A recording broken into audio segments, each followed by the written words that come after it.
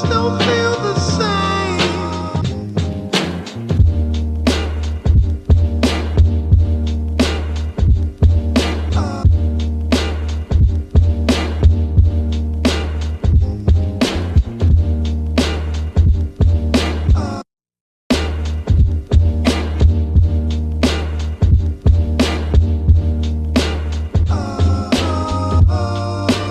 Just don't feel the same.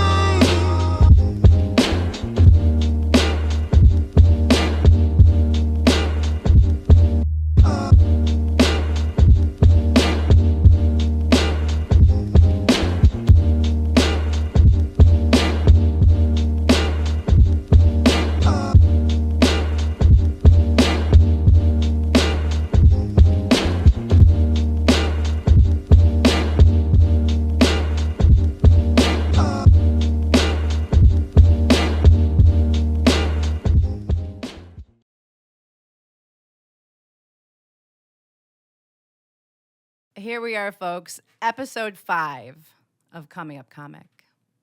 I can't believe we're still here. Dear God, praise the Lord. Praise Him.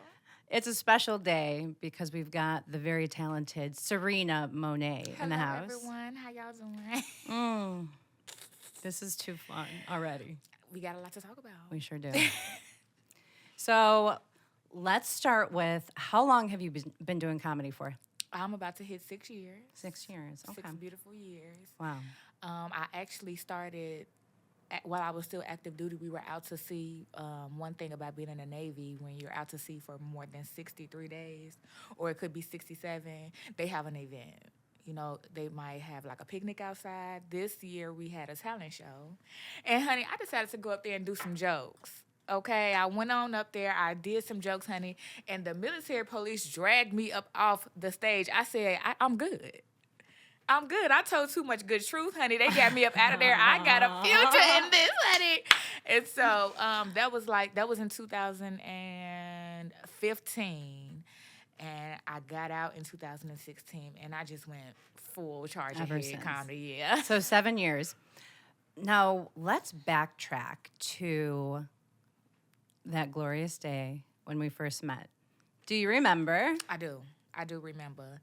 And you know what? One thing about Chicago comedy is that once you are like in a scene, you run into so many people. Mm-hmm. You know what I'm saying? You meet so many people, but there are some people that do strike you different. You know what I mean? And do make you feel comfortable. And you did that. And it wasn't like a long moment or anything like that. But once you are around enough comedians, you can pretty much weed out who is just doing this for maybe attention or themselves, and who's trying to create a community of things and trying to be innovative and create opportunities. And so I definitely felt that from you. Wow, that's so sweet. Thank you. Yeah. When I think of when we first met, which was at Gracie O'Malley's in Portage Park. Shout out to Gracie O'Malley. Gracie's. Thank y'all so much for the loving years that you provided me. Thank you. Oh, yes. I love that spot. I love that neighborhood right It by made the me want old... to cry a little bit. Oh, It was so good to me. yeah. And, you know, they weren't biased with me. I was contracted to them through an additional trivia company, but, and I remember my first week up there at Gracie O'Malley's, how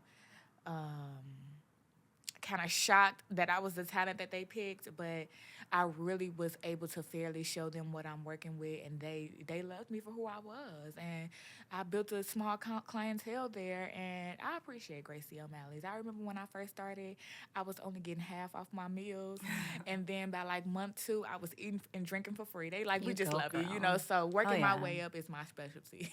Well, and I should add that when I met you, you were hosting trivia that night. Mm-hmm. And I walked in with Joe Kilgallen. Yes, you did.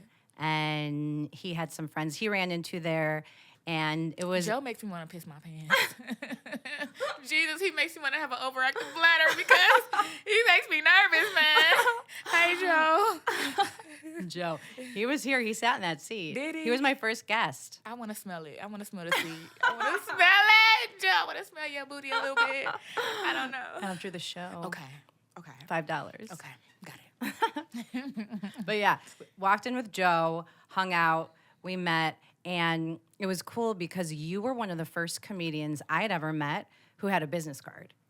And it was such a boss bitch move. And guess Hey. what? After that, and I think I texted you and You said, did. you inspired me to To get get my some own business business cards. cards. Yeah. You did say that.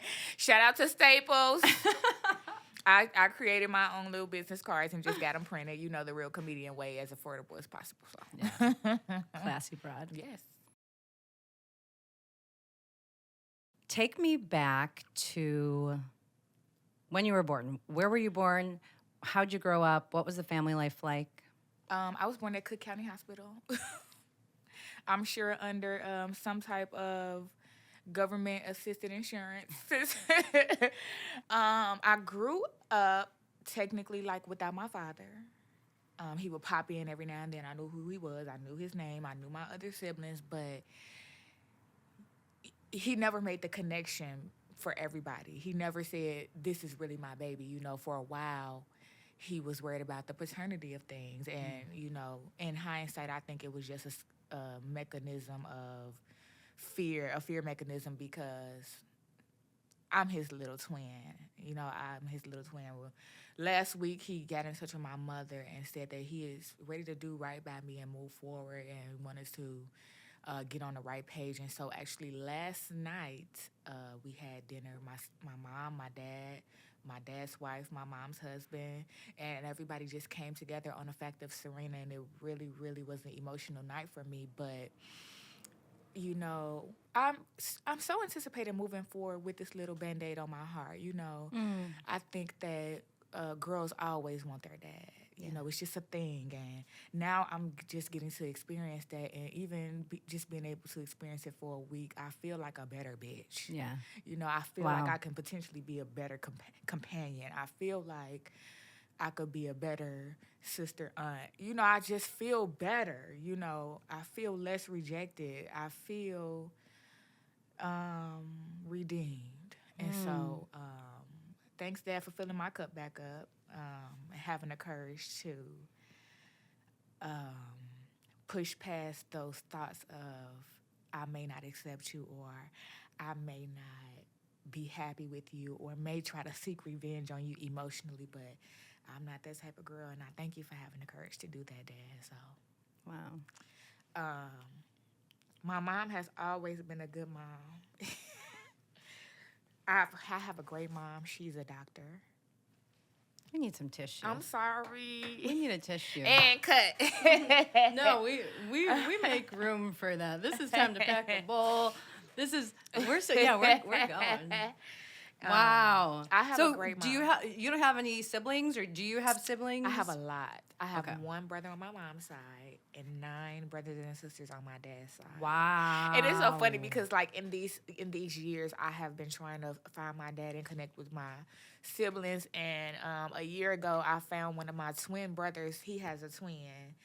It's 2 of them. And God. he didn't know I was his sister. He was trying to holler at me. No way. I said, I'm actually your sister. He said, you ain't no sister of mine. I said, yes, I am. Thank you. It has been a road. Thank you very much. My mom has always been super supportive of this. I remember when I first told her, like, Mom, I'm leaving the Navy and I'm coming home to be a comedian, honey. Wow. And she said, you ain't even that funny. Thanks, Mom. And, you know, with her being such a woman of stature, she has a PhD in nursing. You know, she's been working in the field for so long. Wow. She looked to me to actually get a real job and have a profession, you know. Mm-hmm. And I have a degree, you know. I have 2, and What are your degrees in? they just 2 associates, but they mine. Good for you. Okay. Oh, yeah. Associates in general studies and associates in arts. I'm working towards the bachelor's at the moment. I will say, like, I was cultured to be a creative in a way. So, how were you as a child? Were you? Yes, Were class you clown. always fun? Yes. Yeah. Yeah. And it's so funny that now that I have an outlet for all of this craziness, I'm totally an introvert. No, you're not. I am. You know what? To be 100% honest, it took me a while to leave my house today. Every time I have to leave the house, like, it's a thing. Like, my doctor is, like, about to diagnose me with agoraphilia, which means intimidated to leave the home. Wow. So, and you know, people see comedians and they think we the life of the party. We gonna turn it up, and yeah, we are under the influence. And when we have made it out the house, On our terms. okay. But I am one of those type of people who fear the spontaneity of being outside. Yeah. I'm scared as hell. You never know what'll happen. You can be an innocent bystander to something. I just fear that after being in the military for so long and always having to watch my two, I live that life still today, and I'm trying to deprogram myself still, but it's just gonna take time. Yeah. Yeah. So did you know that you wanted to join the military right after? I didn't want to join the military. How did you end up joining? I got a couple of C's on my report card, maybe even a D in college, and my mom said, I'm not paying for another semester. And I said, okay. And I didn't even tell her I was going. I probably told her like a week before. I had already signed everything. So I told her a week before I shipped out, and she was so pissed. I didn't think I had any other options. You know, coming from Chicago, you don't even... And everybody's family is not like this, but you don't even get to see what the possibilities are sometimes in the Black community. Sometimes we box ourselves in. And I can honestly say, like, my family has boxed themselves in punching the clock. You know, there's no creatives in my family. There's no entrepreneurs in my family. Everybody just got a job. You know what I'm saying? So Same. I didn't see nowhere else to actually get some good money fast and start my life in a more responsible manner. So what branch did you join? Navy. Navy. Hoo-yah! In the Navy. In the Navy. Okay. We could keep going. We'll do that after. That. And how long were you in? 5 years. 5 years. Wow. How hot were the dudes? Hella. Especially the married ones. Lord, please forgive me. Okay. One thing about when married people in the military, they not. Okay. You know, it's like, I'm not going to lie, it's the most ghetto job I ever had. I mean, for these people to be protecting the country, we should be scared. I mean, they unhinged. I mean, you know, these are people. I want to just express to you that these are not some type of superhuman X-Men people. These are people running away from poverty, potentially. These are people running away from their problems. You know, you do get a small percentage of people that are like, I'm going to do something for my country, or my dad and granddad served, so I'm going to serve. You know, that's like 3%. Everybody else got money problems. So, you know, they check your credit, and if it's too bad, they won't let you in. You know, treason and things like that. You are high risk to Wow, I didn't realize sell information to other Makes geographics sense, yeah. and things like that. But, yeah, I did 5 years. You know that the contracts are I extended for a year just to make sure that I was ready. And I was ready to go home. Did you ever consider doing it as a career at any point? Or were you knew you'd be done? To be honest, after my first year, I was like, I'm not getting up out of this shit. This is sweet. But when it comes to old traditions and companies that have been around for a while like this, I'm calling it a company, okay? Businesses. This is a business. The business of the military. They have they have cultures and traditions that I cannot stick behind. To be honest, I enjoy working for them. I enjoy meeting a lot of friends.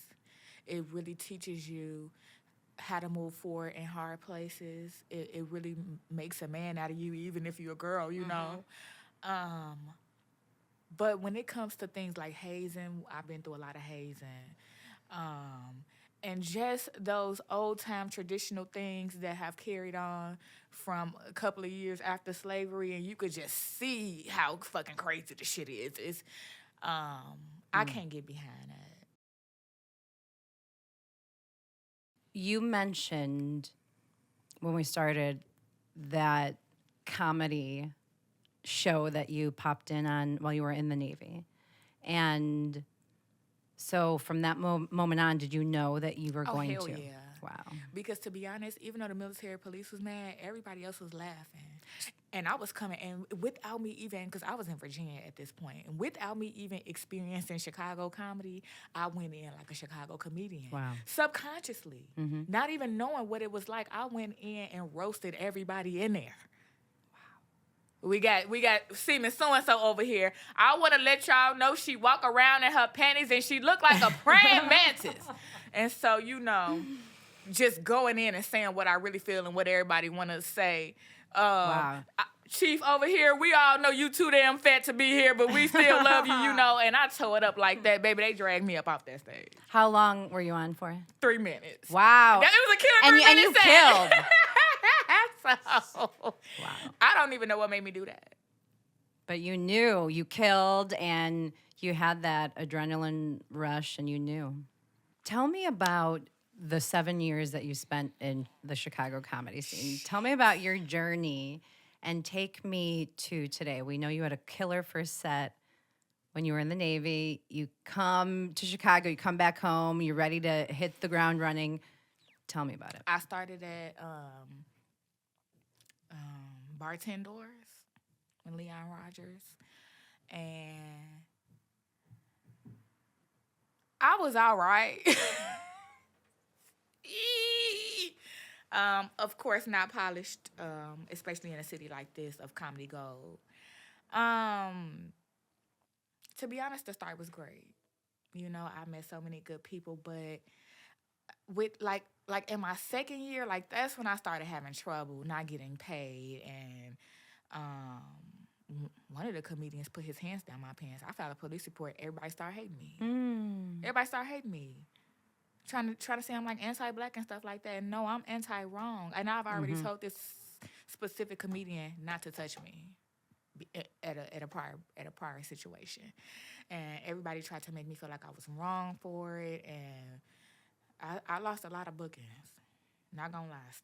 Still dealing with that decision, but I'm hoping for my girly girls out there that they could work without feeling like that and feeling like they are a piece of meat. Some of them want to feel like that, but for the ones that don't, here I am filing police reports so that we could be safe. And if I gotta be shunned forever, shun me, because I come from the military, an honorable place, and I intend to keep that honor in my heart.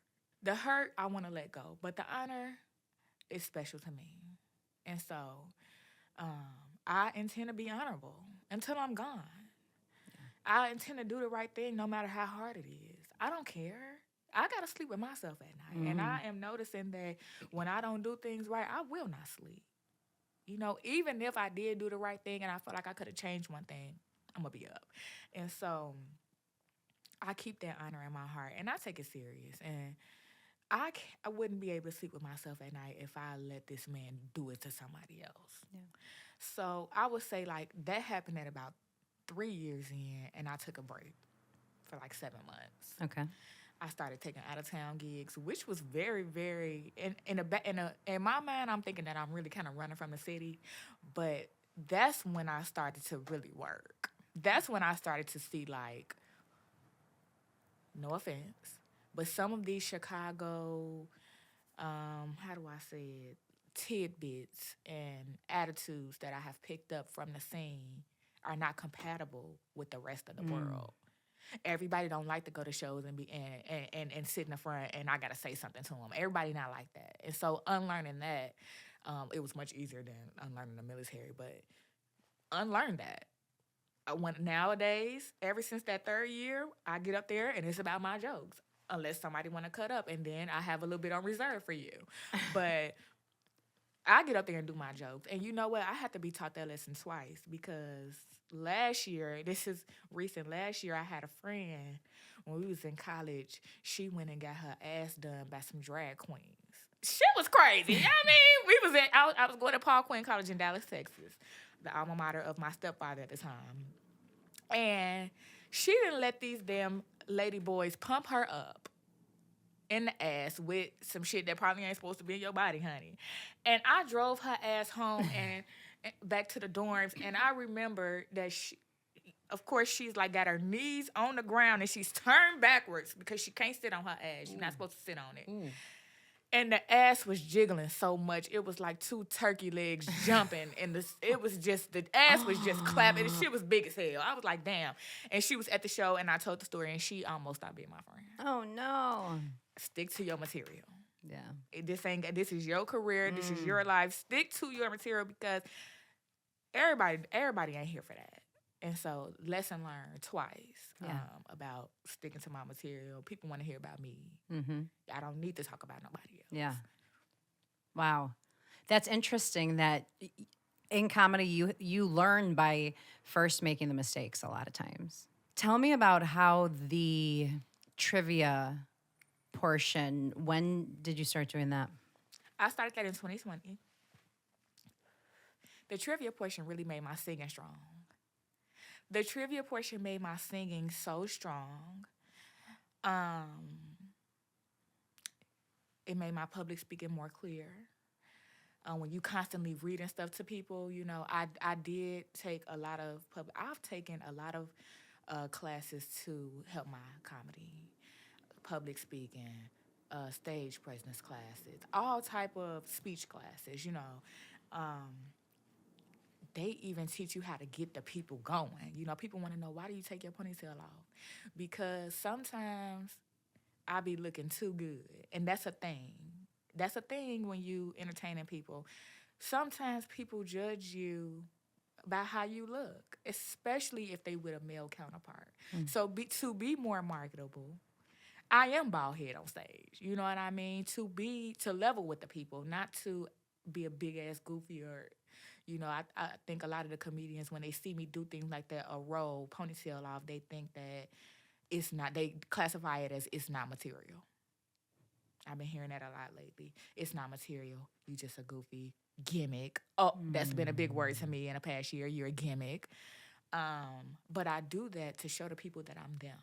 Right. I'm one of you. And so, judge me if you want, but the people, my consumers, are happy, honey. Yes. They'll buy a ticket to see the same show over and over and over again. You get very physical with your comedy. You're doing somersaults a lot. You're taking your hair off. You're showing your head. Tell me about that. When did you start incorporating the physicality? 1 year. 1 year ago. Comedian Arnez J. Comic View on BET 30 years ago. He used to do stuff like this, and I'm just now hearing that they treated him the same way. I'm just now getting down to my research enough to know that every comedian, down to Jim Carrey, who was animated, did not get the respect from the Richard Pryors and the people who just want to stand there and come up with a killer set instead of express themselves the way they want to. You know, every single comedian who has ever, Mrs. Doubtfire, you know how much shit Robin Williams took for that shit? You know what I'm saying? I refer to that movie a lot, yeah. You know, it's just, when people see something new, especially the colleagues in our culture, they shun it. I don't know why they do that, because the music community don't do that. They let Sexy Red come and talk about fucking and yo baby daddy and catching STDs and getting pregnant, and they just and they let her ride. But I take my wig off and everybody mad at me. You know what I'm saying? And I hate that the fact that this is supposed to be art and everybody's painting is supposed to look different, and they shun me for being different. You know what I mean? Yep. So hard to navigate this culture, I admit. It is part of the journey, though, like just the doubt from outsiders, the insecurities, the second guessing your own material. Those things happen, and it teaches you something, and it teaches you something about yourself. So, you know, fuck the haters. It's like you really just got to do your own thing. Yeah. And at the end of the day, it's everybody's best bet. And those are the most successful people I'm seeing out there, are the people who don't give a fuck what anybody else thinks. They're doing their own thing.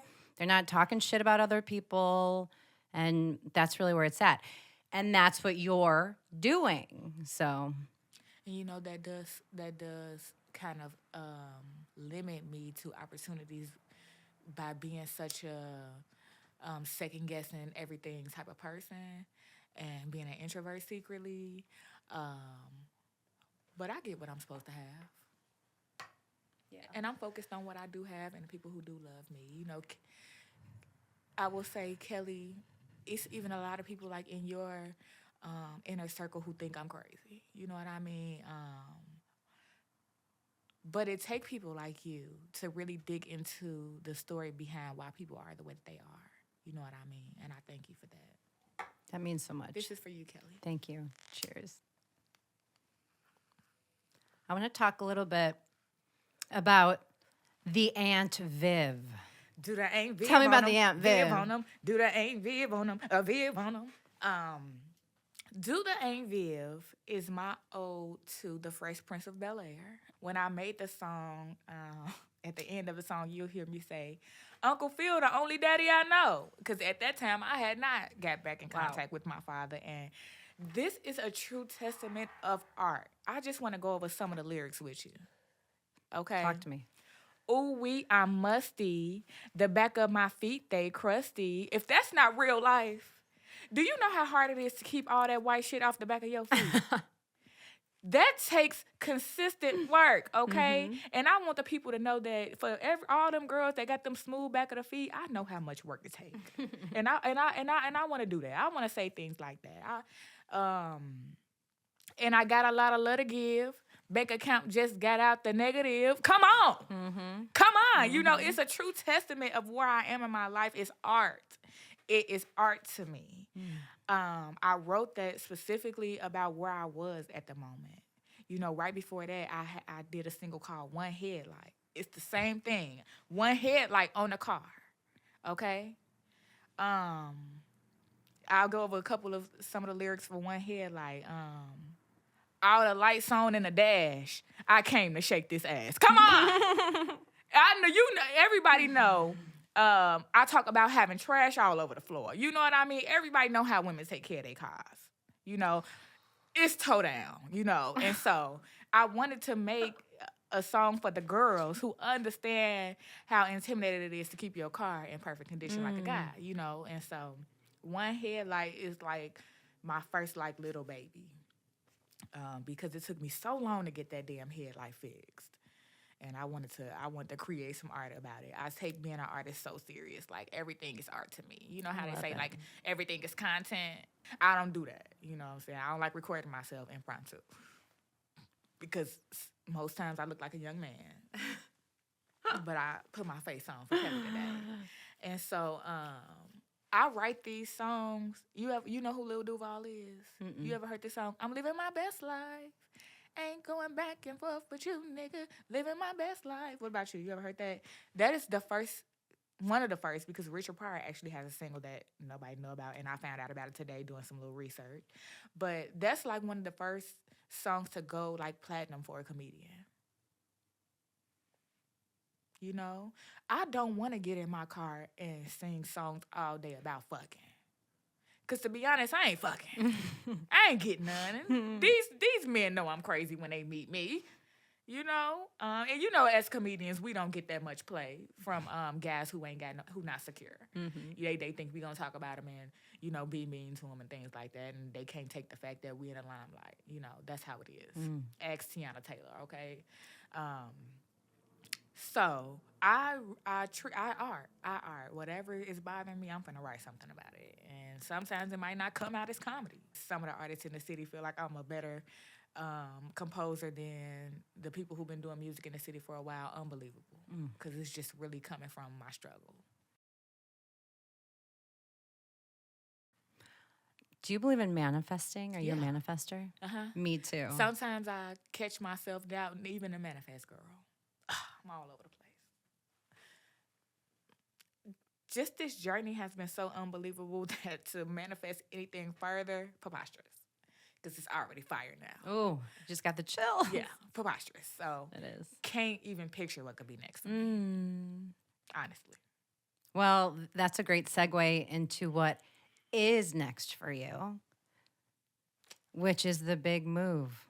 Las Talk to Vegas, us. here I come. Viva Las Vegas. I'm finna come tear y'all up. Oh, fuck yeah. I'm finna throw this ponytail from Reno to Vegas to Arizona to Oregon. I plan on working the area very well. Wow. What is your plan when you get there, when you get your awesome apartment? I actually went last weekend to actually look at some places and just to like get a lay of the land.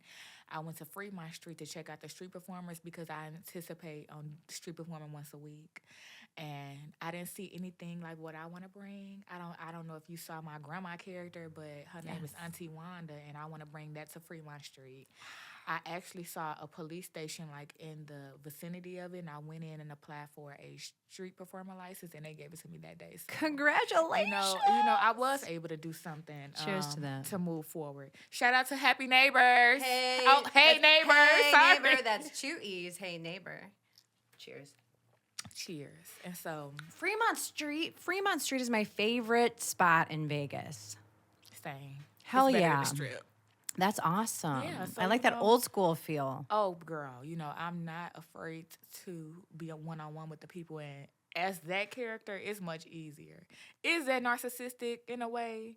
Yes, because I do not feel comfortable going as myself. But that's what this shit is made for. Wow. So, Interesting. I like that concept of being able to express through a character and put the blame on the them, character. Like, everybody knows your grandma can say anything to you and you can't get mad. Yes. When people see Wanda, they are automatically comfortable with her because they're familiar with that type of people, especially in our community and in y'all's community. We done seen Golden Girls. You know what I'm saying? So it's just like that, a sassy talking grandma with a couple of flips and splits. And we love a twerking grandma, don't we? Okay? Absolutely love it. I can't wait The to people will see like you. that, right? They're gonna love it. Okay. They're gonna love it. And I can't wait to see you live on Fremont Street and say, I fucking know her. I know her. She is Serena Monay. Period. Tell them, Kelly. And she is on Coming Up Comic. I'm on Coming Up Comic. What is your ultimate pie in the sky, your ultimate dream in this whole thing? A Fire as a Residency. A platform where I have all of the components to make a grand show. I know I can't do it by myself, but I want to do a big cabaret style residency, hopefully in Vegas. A lot of people don't know I'm a singer, I'm a dancer. I pretty much do everything. And I really would like to create a weekly show with all military veteran performers. I love that. Like a Veterans Day cabaret. I used to do those. And I want to just focus on creating something for veterans. You know, the goal is to get hella rich and so that it ain't another homeless veteran ever. You know, I want to do a street sweep. I know that sounds preposterous to just be grabbing people off the street like taking, but that's what I want to do. I want these veterans off the street now, right now. I know what I went through over there for this country, and most of these people are Vietnam vets, so double my sacrifice. You know what I'm saying? Get these people off the street, and you see them on the street, you be like, how the fuck are they homeless veterans? Because it's hard to get these benefits. It's a very contingent relationship. I commend you for what you're doing in the creative world, and I'm inspired by how you're using all of your abilities and your heart and making such great strides. I'm really so grateful to know you and so grateful that I walked in that day with Joe Kilgallen, and here we are. We are here. I'm grateful. I can't picture a better life for me. Making people laugh. What the fuck? I'm very excited to see what you do next, and I hope that when you're back in Chicago, you'll come back through and do a touch point with us and let you know where you're at. And who knows, maybe I'll come to Vegas and we'll do a little You have to. I'm getting a live two-bedroom, and I want it to recording. be for the comedians that don't have money for hotels. It's going to be a crash pad. That's cool. I might get in trouble with the Department of Affordable Housing, but it's worth it. I mean, it'll just be What they don't on a know. weekend basis. You know, I wanna create that. I know that I be wanting to travel. I got the money for the ticket, but bitch, where am I gonna stay? And I want to create that for them. So I'm all for the people, and I know some of my colleagues haven't felt that way before. And I just want to speak directly to all of the comedians in Chicago, those who have had good experiences with me, and those who have had bad experiences with me. I want to be transparent and say I'm paranoid. And sometimes the way I feel might not actually be what's happening. So I ask for your grace and mercy while I continue to grow. Amen. That's so real. I know I'm all the way. My intention is not to be a bitch, but I am trying to find that line of take me serious and bitch, like somewhere in between there. I appreciate you having me today, and I thank y'all so much for supporting Kelly and I and all the comedy around the world. Oh, thank you. Thank you so much, Serena. This has been great. Episode 5, coming up comic, Serena Monay. God bless y'all. Thank you so much for coming. Peace out, guys. See you next time. Y'all later.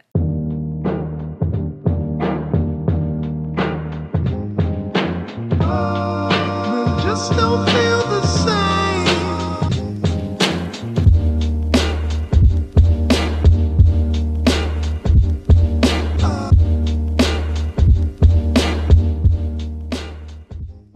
I wouldn't be surprised if you were on TV.